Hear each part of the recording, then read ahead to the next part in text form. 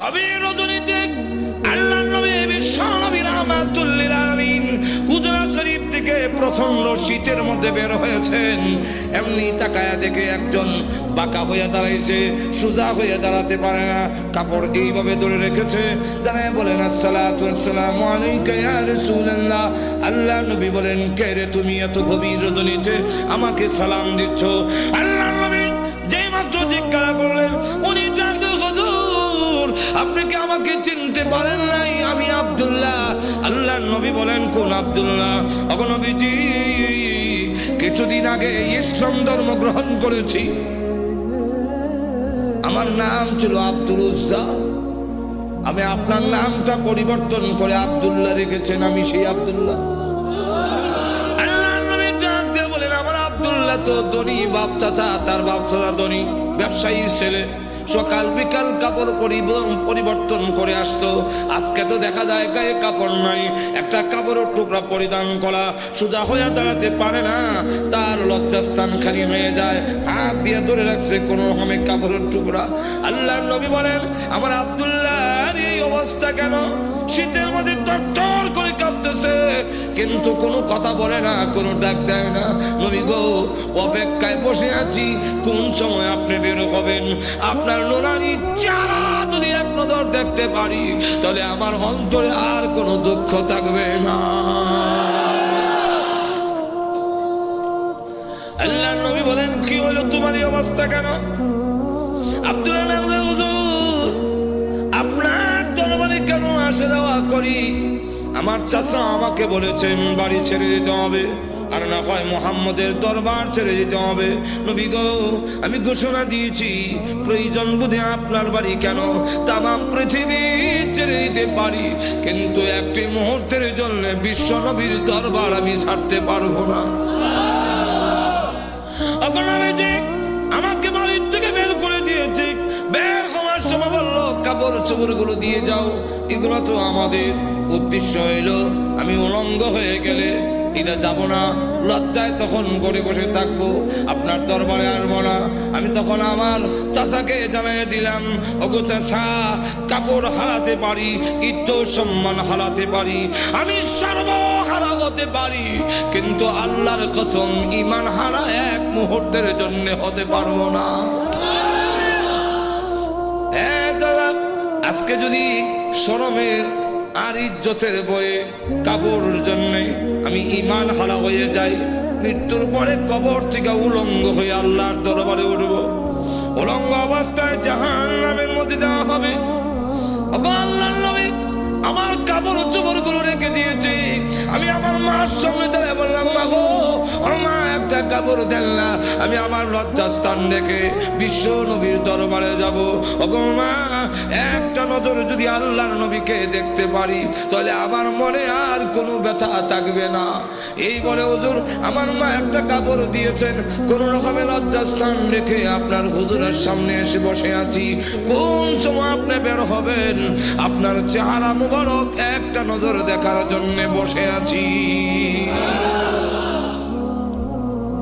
নবীজি তার করুণ কাহিনী শুনে বিশ্ব নবী পর্যন্ত চোখের পানি রাখতে পারলেন। আল্লাহ নবী ডাক দেবেন, আব্দুল্লাহ আমার ঘরে আয়, হুজুরের শরীফে আয়, এই নে আমার ব্যবহারের দুইখান কাপড় তোরে দান করলাম। নবীজির দুইখানা কাপড়, ব্যবহারের কাপড়ের দাম আছে না নাই? এরপর থেকে আব্দুল্লাহ জুল বাগাদাইন হয়ে গেল, খালি আব্দুল্লাহ না, এমন টাইটেল লাগছে।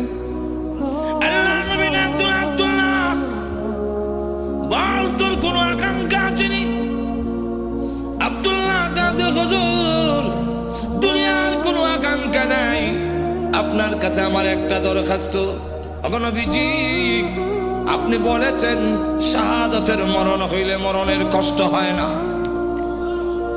আপনি বলেছেন শাহাদাতের মরণ হইলে কবর গেলে মুনকার নাকির আসে না,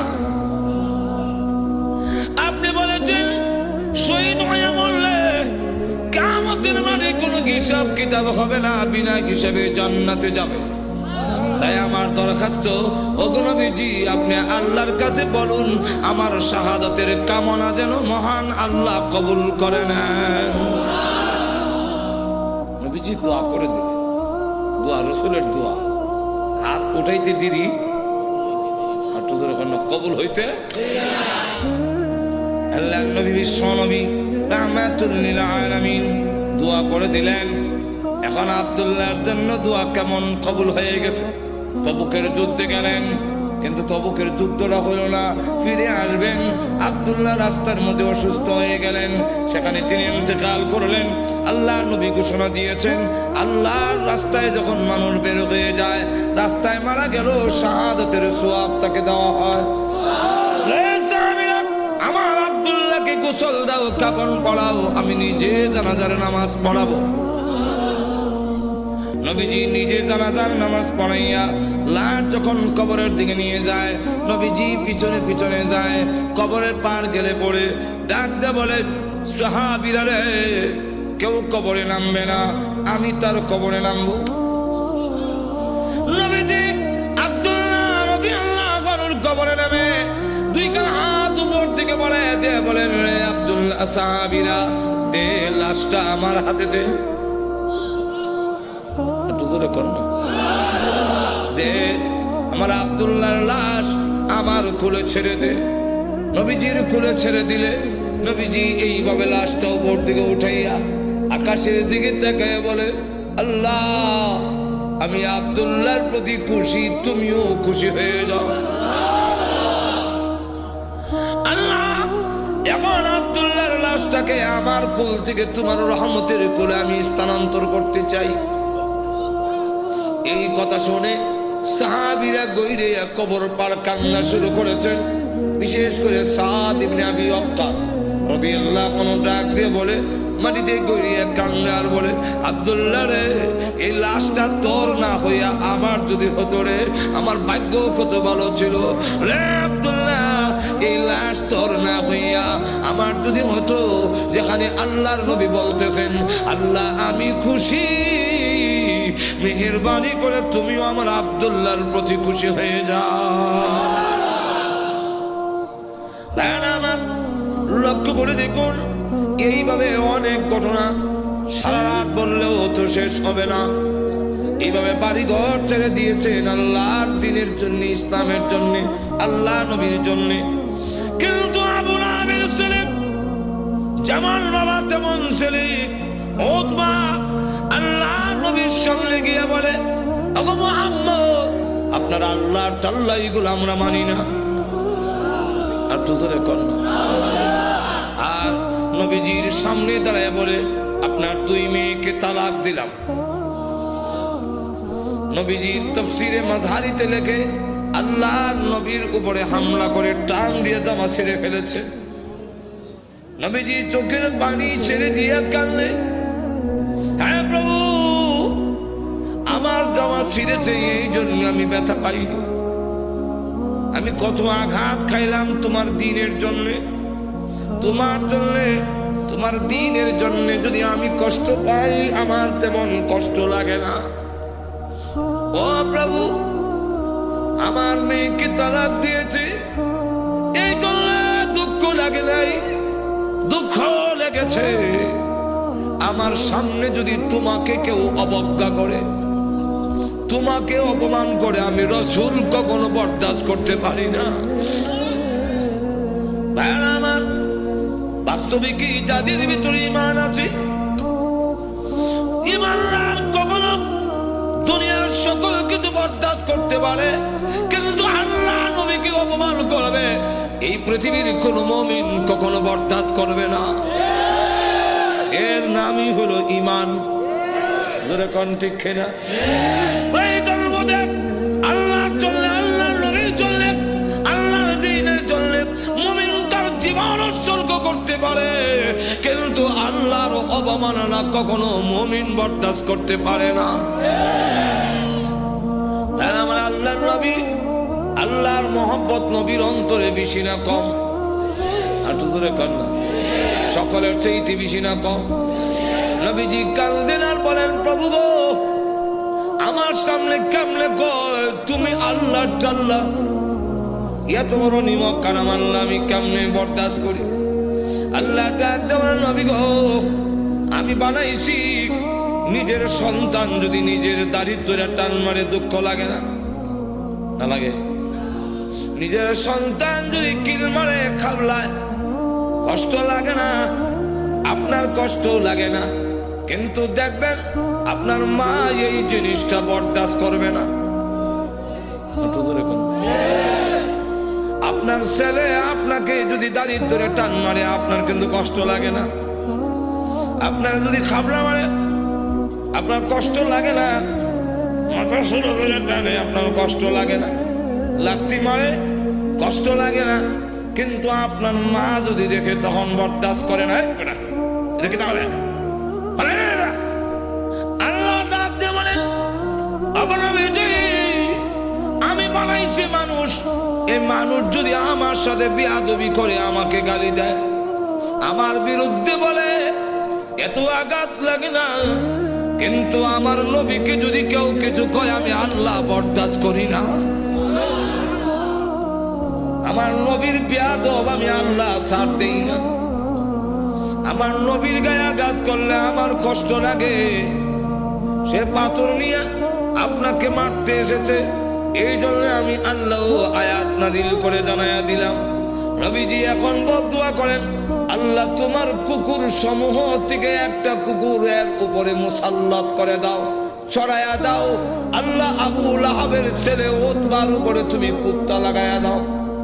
আল্লাহ নবীর দোয়া হোক বদদুয়া হোক, জবান থেকে বের হতে দেরি হয়, আল্লাহর দরবারে তা কবুল হইতে একটা মিনিট দেরি হয় না। আর না হয় উমর যেখানে তরবারি নিয়ে গেলেন নবীকে মারার জন্য, ঘুরে গেল আর একদিকে, ঘরের কাছে গিয়ে শুনে, সামনে গিয়ে শুনলো যে তোমার বোনের জামাই মুসলমান হয়ে গেছে। সেখানে গিয়ে যখন ঘরের সামনে দাঁড়াইছে, শুনে ঘরের ভিতর থেকে কোরআনের আওয়াজ আসে। হ্যাঁ, কিসের আওয়াজ? আস্তে আস্তে পড়তেছে, আউযু বিল্লাহি মিনাশ শাইতানির রাজীম। কি পড়ে খুলজা দিছিল না? বিসমিল্লাহির রহমানির রহিম।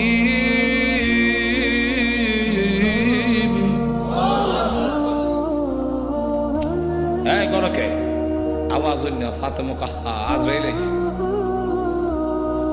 দরজা খুলছে। আর ফরায় যে হযরত খাব্বাব রাদিয়াল্লাহু, তিনি দরজার আড়ে লুকাইয়া গিয়ে আল্লাহ লা ইলাহা ইল্লাল্লাহ।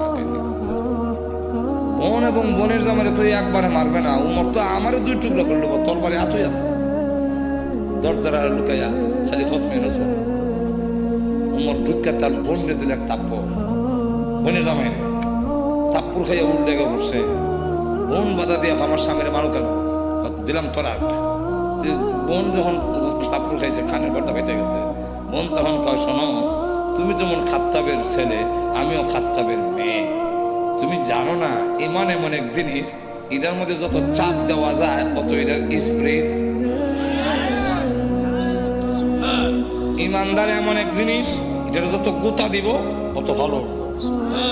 গুতা দিত না, ঘুমাইত না।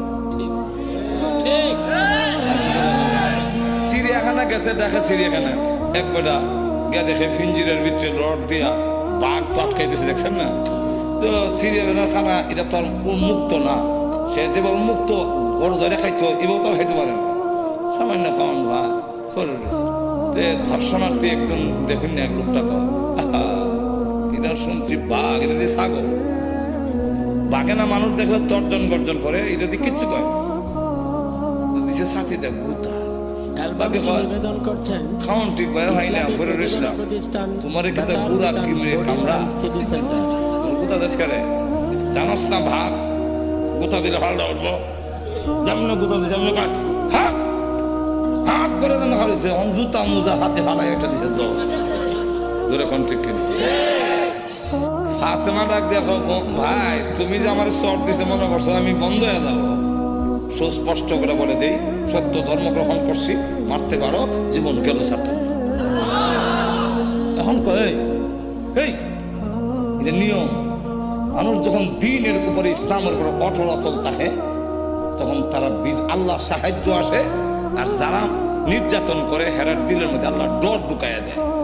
ওমর কয়, ইয়া তো মারলাম তো সামলাইতাম পারি না, কি করছিলে দেখো না, তোমাকে দেওয়া যাবে না। কেন? এটা কোরআনের অংশ।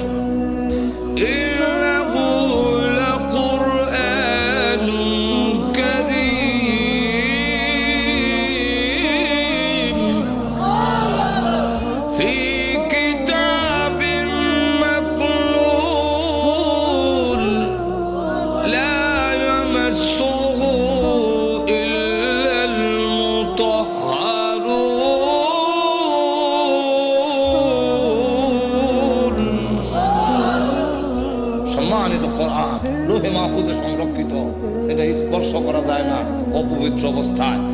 তখন কি করতে হবে? বলে গোসল করে আও, কাফেররা তো মুত্তা পানি লয় না, তুমি মুত্তা পরিষ্কার হয়ে আও দিছে। এখন বেরিয়েছে কোরআন পড়ে,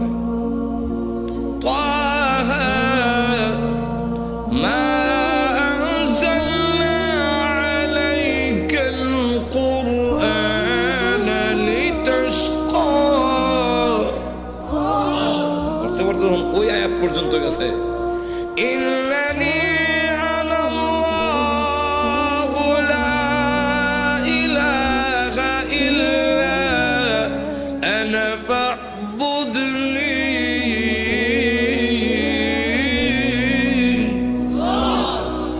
দেখে চোখ থেকে পানির নহর চালু হয়েছে। এমনি ডাক দেখা বোন, আমার মোহাম্মদের দরবারে নিয়ে আস। তো পর্দার আড়ালে যিনি লুকাই আছিল, দরজার আড়ালে, মনে আছে তো? ঘটনা কোনটা আমার উদ্দেশ্য না, ঘটনা হলে তো এইটার মধ্যে 1 ঘন্টা দেবো। ঘটনা হওয়া উদ্দেশ্য না, উদ্দেশ্য রইল ওই কথাটা বুঝে মেলে গা। দরজার আড়াল থেকে এমনি কয়, আর লুকাই থেকে লাভ নাই, কখন বুঝে লেছি উম্মত মারত না। তো সংবাদটা আমি আগে দিলাই, কারো সুসংবাদ আগে দিতে একটা মনের মধ্যে একটা আনন্দ পাওয়া যায়।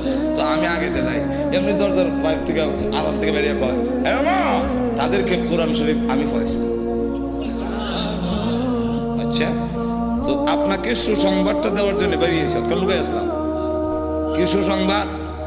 দারুল আরকাম, গোপন ঘাঁটি, যেখানে দিন প্রচার করা হয় লুকাই লুকাই এখান থেকে, যার নাম ছিল দারুল আরকাম। এই দারুল আরকামে গত রাত্রে আমি বিশ্ব নবীকে দোয়া করতে শুনছি। আল্লাহ রসুল বলছেন, আল্লাহুম্মা আইজ্জিল ইসলামা বি আহাদিল উমরাইন। আল্লাহ 2টা উমর থেকে একটা উমর ইসলামের ভিতরে এনে ইসলামের শক্তিশালী করে দাও। একটা হলো উমর ইবনুল খাত্তাব, আর একটা হলো উমর ইবনে হিশাম, যার টাইটেল হলো আবু জেহেল। আগে আসলে আবুল হাকাম, এরও নাম উমর, আর আমিরুল মুমিনিন উনার নামও উমর। আল্লাহ রসুল বলেন, এই 2টা উমর থেকে একটা উমর আমারে দাও। আল্লাহ রাব্বুল আলামিন মনে হয় গত রাত্রের রসুলের দোয়াটা তোমার বেলায় কবুল হয়ে গেছে। তো রসুল দোয়া করতে দেরি হয়, বোধ দোয়া হোক এরকম। তো এই অবস্থায় দোয়া যখন বোধ দোয়া হোক আর দোয়া কবুল হয়ে যায়, রসুল যখন কইয়া দিলেন কুকুর সমূহ থেকে একটা কুকুর সরাইয়া দাও, এখন দেখেন কি হয়। আবু লাহাবের ছেলে উতবা, সে সিরিয়ার থেকে ব্যবসায়ী কাফেলা নিয়ে আসতেছে। রাস্তার এক জায়গার মধ্যে বিশ্রামের জন্য তাদের গমের বস্তা, খেজুরের বস্তা তুইছে। এমনি দেখে পাহাড়ের টিলার মধ্যে একটা ভাগ বৈশা, খালি মাথা ঘুরাইয়া আবু লাহাবের ছেলে উতবারে ভালো করে দেখে, যেমন বোঝা যায় গোয়েন্দা অফিসার আসামি দেখতেছে। এমনি সে ডাক দিয়া কয়, ও আমার সাথীরা, বাঘ যেভাবে আমার দিকে চায়, এতে বোঝা যায় মুহাম্মদের বদদুয়া কবুল হয়ে গেছে। তো রসুল তো বলছিলেন কুকুর, এখন তো বাঘ, উল্টা দি না, উল্টা না। রসুল কুকুর দিয়া বাঘই বুঝাইছেন, এরাও বুঝছে। এর কারণ রসুল বাঘ কইয়া কুকুর কইয়া কুত্তা বুঝাইলেন কেমনে? কুকুর মানে বাঘ, বাঘ মানে কুকুর, 2টার একটা মিল আছে। কি মিল? চতুষ্পদ জানোয়ারের মধ্যে কুত্তা হাও আলগি দিয়া পেশাব করে, আর বাঘও হাও আলগি দিয়া পেশাব করে। তো এটা মুতায় মুতায় 2টার একটা মিল আছে। হাইওয়াতুল হাইওয়ান নামক কিতাবের মধ্যে এই ইয়েটা দিয়েছেন, কথা বুঝছেন? এখন আসুন, তুলে দেখা গেল এই অবস্থায় সকলে আপনি আমাদের ছেলে, সর্দারের ছেলে, আপনার সিকিউরিটির ব্যবস্থা আমরা করবো। আপনি ভয় পাচ্ছেন কেন? সিকিউরিটি তারা করবো। সিকিউরিটি, কত সিকিউরিটি বন্দুক লয়ে খারাপ পিছে যায়, লোক নাই।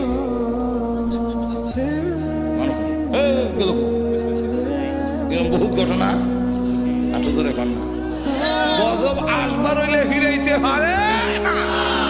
এমন দেখা গেল সিকিউরিটি দিব, তখন তারা সব গমের বস্তা বুঝলেননি আর খেজুরের বস্তা একখানে একত্রিত করে একটা উঁচা পাহাড়ের টিলার মতো মানে সেখানে জায়গা করে দিয়ে বলেন আপনি সেখানে ঘুমান, আমরা নিচেরা ঘুমাবো। বাঘের নিয়ম হইল আগে যারে পায় তারে খায়, তা আমাদেরকে খেয়ে না মেরে খাবে, এর আগে তো না। সব ঘুমাইছে, হ্যাঁ নাক ডাকা, যখন নাক ডাকা আরম্ভ হয়েছে বাঘে কয় আমার যাওয়ার টাইম হয়েছে। আল্লাহ যাইবার আগে গন্ধটা তোর নাক ফিট করে দেয়, এই গন্ধে যারে পাবি তারে ধরবি, উল্টা পাল্টা ধরিস না। বাঘ গিয়া যতটুকু ঘুমাইছে সবটুকু চেক করে, কারণ প্রত্যেকের শরীরে আলাদা একটা ছোট সময় বাইসাল তখন কোথায় গেঞ্জি রানলে আমার গেঞ্জি রানিচ্ছেন, তখন কোন গেঞ্জি আব্বার কোনটা বাইসাল বুঝতাম কেমন, আর নিলে থাপ্পর খাম উল্টা পাল্টা নিলে তো নাকও লাগাইতাম, নাকও লাগাই বুঝতাম এটা আব্বার গেঞ্জি এটা বাইসাল গেঞ্জি, গন্ধের শরীরে একটা গন্ধ। হ্যাঁ বাঘে গিয়ে সবচেয়ে চেক করে গন্ধ তো মিলে না, আমার আসামি কো মাথা ঘুরাই দেখে বস্তার উপরে একটা ঘুমায় নাক ডাকাইতেছে, তাহলে এটা দেখে ফেলি লাভ দিয়ে বস্তার উপরে ওইটা নাক লাগাইতে পারে, এই যে আমার আসামি বলা হচ্ছে নিচে নিয়া মাথা এখানে, পা এখানে, হাত এখানে, নারী বুড়ি এখানে, আলাদা আলাদা করিয়া মাছের ভাগার মতো ছড়াইয়া বাঘ আবার গিয়ে টিলাত বসা অলৌকিক দৃষ্টিতে তাকে রয়েছে। এরা ঘুম থেকে উঠতে যখন চিৎকার দেবে আমি আনন্দ করব, আল্লাহ এবং নবীর দুশমনরে আমি খতম করেছি। এরকম কেন সিকিউরিটি দিল, সিকিউরিটি আমাদের শেষ করে ফেলেছে, আমি করছি। আল্লাহ তখন আয়াত নাযিল, এইগুলো শুনেন আয়াত নাযিল করে বলে কুতিলাল ইনসানু মা আকফারাহু,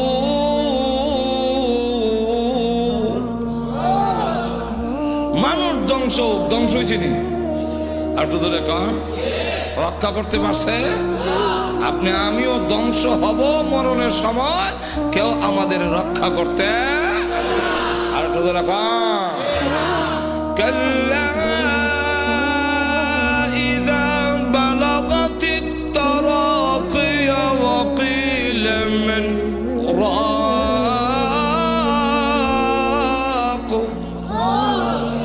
তখন কন্ট্রোল জান আসবে, কেউ রক্ষা করতে পারবে না। আল্লাহ তখন আয়াত নাযিল করে বলেন কুতিলাল ইনসান, মানুষ ধ্বংস হোক, মানুষ বড় অকৃতজ্ঞ।